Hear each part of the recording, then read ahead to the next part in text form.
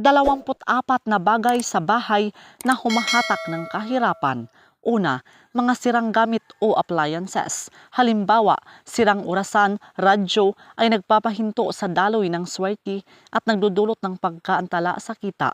Pangalawa, mga basag na pinggan, baso o salamin ay sumisimbolo sa sirang yaman at naghahatid ng kamalasan. Pangatlo, mga tuyo o patay na halaman sa loob ng bahay ay sumisimbolo sa kakulangan ng buhay at paglago ng pera.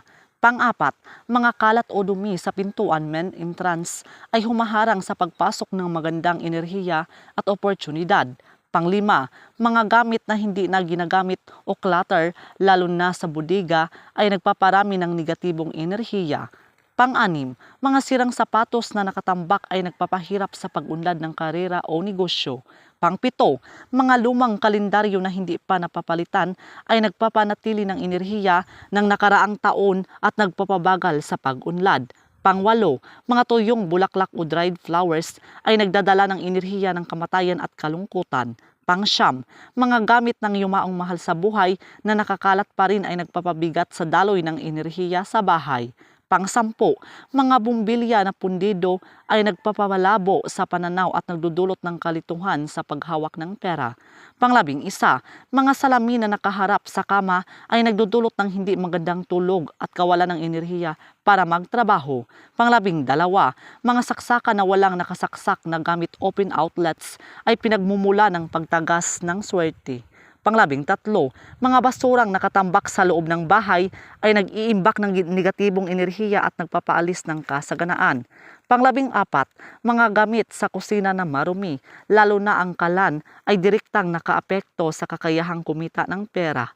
Pang-15, mga painting o larawan na nagpapakita ng kalungkutan o karahasan ay humihigop ng positibong enerhiya. Pang-16, mga sirang gripo na tumutulo ay sumisimbolo sa patuloy na pagtagas o pagkaubos ng ipon. Pang-17, mga librong hindi na binabasa at maalikabok na ay nagpapakita ng paghinto ng kaalaman at paglago. Pang-18, mga gamit na regalo mula sa taong may galit sa iyo ay nagdadala ng malas. Pang-19, mga silya na walang pares lalo na sa dining table ay sumisimbolo sa kawalan ng balanse at pagkakaisa. 20, mga lumang dyaryo at magasin na nakatambak ay nagdadala ng enerhiya ng kalituhan at pagkaantala. 21, mga pintuan na maingay o kumakalansing kapag binubuksan ay nag-aanyaya ng negatibong enerhiya. 22, mga gamit na matutulis na nakalantad ay nagdudulot ng pagtatalo at pagkasira ng relasyon. 23, mga matataas na gamit na humaharang sa liwanag at hangin ay nagpaparami ng negatibong enerhiya.